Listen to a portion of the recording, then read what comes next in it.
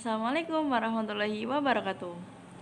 Hai semuanya, see you again in my videos. Jadi di video kali ini kami selaku kelompok 8 akan mendiskusikan jurnal IPA dengan judul pengaruh media video pembelajaran terhadap hasil belajar IPA yang ditinjau dari keaktifan siswanya. Nah, jadi di zaman sekarang itu pendidikan IPA itu bukan lagi diajarkan melalui pembelajaran tatap muka saja ya. Seperti sekarang itu zamannya online, jadi lebih aktif lagi bagaimana cara kita tuh excited dengan setiap keadaan yang diuji. Nah, pendidikan itu pada hakikatnya adalah upaya untuk mengembangkan seluruh potensi siswa untuk mengembangkan bakat, minat, dan juga rekayasa kondisi lingkungan pembelajaran yang kondusif. Nah, pendidikan itu berperan sebagai jembatan yang akan menghubungkan individu satu dengan lingkungan di tengah-tengah era globalisasi yang semakin berkembang, sehingga sumber daya manusia itu harus yang berkualitas. Nah, sumber daya manusia yang berkualitas itu nantinya akan mampu mengendalikan bagaimana mereka akan menguasai dan juga memanfaatkan ilmu, pengetahuan, dan juga teknologi yang dia miliki. Nah, pembelajaran sains selama ini tuh kurang relevan dan juga kurang populer di mata siswa. Karena apa? Pengaplikasian dan juga pemanfaatan teknologinya tuh dalam proses pembelajaran sains, pembelajaran teknologinya itu masih dalam penyampaian materi saja. Jadi belum sampai pada kayak penerapan prinsip-prinsip sains saat proses pembelajaran itu dapat melibatkan siswa secara langsung. Nah, untuk kedepannya itu kita akan membahas 3 rumusan masalah yang akan dibahas oleh teman-teman selanjutnya di slide video selanjutnya. Oke, see you in next video. Bye bye. Assalamualaikum warahmatullahi wabarakatuh. Saya Hikmah Afidatul Ummah, NIM 2021011014 dari kelompok 7.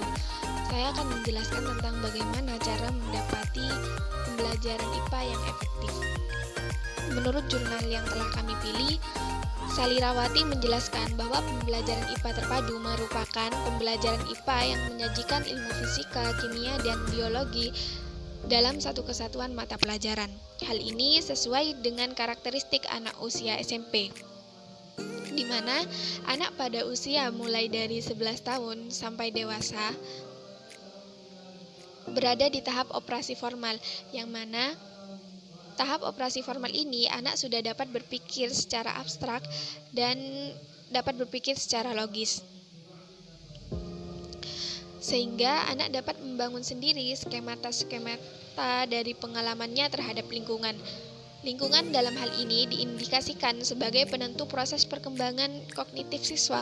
Oleh sebab itu, guru berperan penting untuk menciptakan kondisi belajar yang sesuai dengan teori Piaget. Yang pertama, menurut teori Piaget adalah guru harus bisa memusatkan perhatian kepada cara berpikir dan proses mental anak, tidak sekedar kepada produknya saja. Yang kedua, guru harus mengutamakan peran siswa dalam berinisiatif sendiri dan keterlibatan aktif dalam kegiatan belajar.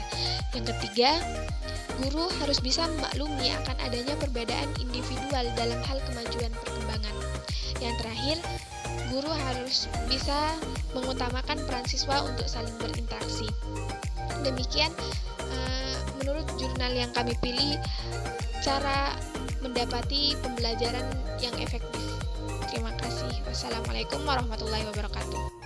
Nah, itu tadi merupakan bagaimanakah cara penerapan pendidikan yang lebih berkualitas. Nah, untuk selanjutnya kita akan membahas mengenai bagaimanakah cara mendapati belajar yang lebih efektif. Nah, untuk itu akan dijelaskan oleh teman kita di slide berikutnya. See you. Assalamualaikum warahmatullahi wabarakatuh. Perkenalkan, nama saya Anwar Ruslan, NIM 20210101004. Di sini saya akan menjelaskan tentang bagaimana cara mendapati pembelajaran lebih efektif. Cara mendapati pembelajaran lebih efektif harus menggunakan metode seperti pertama, 1. Sesuai yaitu peran guru dalam pemanfaatan teknologi pembelajaran di berbagai media. Pembelajaran di media dapat menjalur pesan dan dapat merangsang pikiran, perasaan, dan kemauan audiens siswa yang tidak dapat mendorong terjadinya proses belajar pada dirinya. Yang kedua, media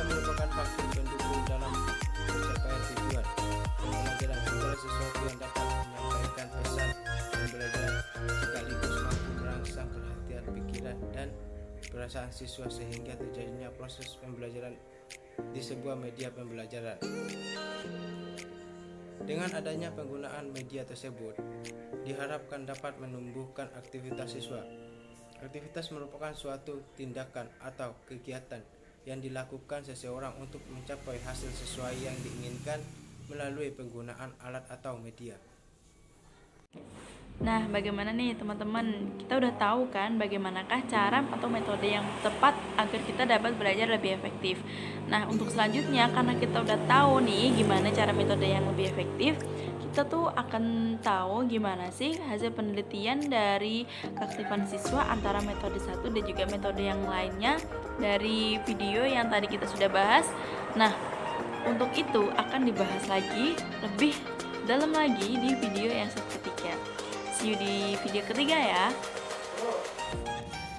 Perkenalkan, nama saya Nia Hidayatul Ramadhani dengan NIM 2011011110003. Assalamualaikum warahmatullahi wabarakatuh. Pembahasan penelitian yang dilaksanakan di SMP Negeri 1 Turi diperoleh relata hasil belajar IPA dan keaktifan siswa.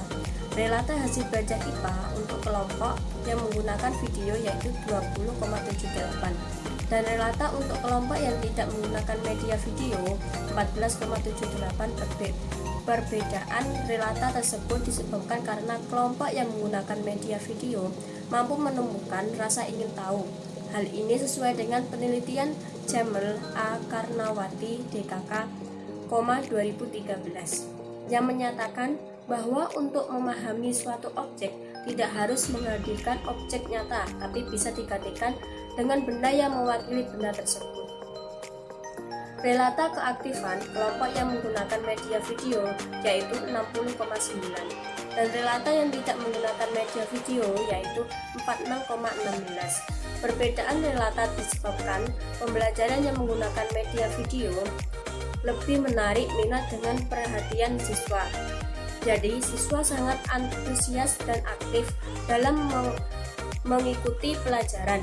Sejalan dengan pendapat Sutiarso dalam A. Kurniawani DKK 2013, media video mampu menarik perhatian siswa, meningkatkan pengetahuan siswa, meningkatkan daya imajinasi, meningkatkan daya pikir kritis, dan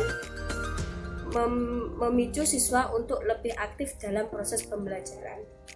Berdasarkan dengan melihat skor relata belajar IPA dan keaktifan siswa, diketahui relata yang diperoleh kelompok yang menggunakan media video yaitu 20,78 dan relata yang diperoleh kelompok tanpa media video yaitu 14,78. Relata hasil belajar IPA membuktikan bahwa pembelajaran yang menggunakan media video lebih tinggi daripada yang tidak menggunakan media video. Hal ini dikarenakan siswa yang menggunakan media video lebih memahami materi dan juga materi yang disampaikan juga konkret. Sedangkan relata keaktifan siswa diketahui relata yang diperoleh kelompok yang menggunakan media video 60,9 dan relata yang diperoleh kelompok yang tidak menggunakan media video 46,16. Hal ini karena media video dapat menarik minat sehingga para siswa akan semakin aktif dalam menyampaikan pendapat. Berdasarkan penjabaran skor relata hasil belajar IPA di aktifan siswa di atas, bisa disimpulkan bahwa penggunaan media video mempunyai pengaruh hasil belajar IPA siswa kelas 7 SMP Negeri 1 Turi tahun pelajaran 2016 sampai 2017 ditinjau dari keaktifan siswa. Karena metode pembelajaran menggunakan media video itu lebih menarik minat dari para siswa, jadi kegiatan pembelajaran lancar dan siswa bisa dituntut untuk berpikir kritis dan kelas pembelajaran pun jadi efektif dan siswa akan menjadi efektif dan berani menyampaikan pendapat dan bukan hanya dapat pembelajaran yang terperat, tetapi mereka juga aktif dalam segala aspek pendidikan. Sekian, wassalamualaikum warahmatullahi wabarakatuh. Nah, itu tadi nih merupakan 3 rumusan masalah yang dapat kita simpulkan dari jurnal yang telah kita diskusikan kali ini, yaitu bagaimanakah cara menerapkan pendidikan yang berkualitas, kemudian bagaimanakah metode belajar yang lebih efektif, dan yang ketiga itu bagaimanakah cara atau hasil penelitian dari keaktifan siswa antara metode satu dengan metode yang lainnya. Nah, untuk itu semoga kalian semua dapat mencerna bagaimanakah metode yang tepat untuk kalian setelah ada penelitian dari diskusi kita kali ini. Semoga kita dapat mengambil sisi positif dari video yang kita ambil kali ini. Mohon maaf jika ada kekurangan. Kemudian saya sampaikan terima kasih kepada audiens yang telah mendengarkan diskusi kita kali ini. Semoga kita lekas bertemu. Stay safe and stay healthy. Bye bye. Thank you. Wassalamualaikum warahmatullahi wabarakatuh.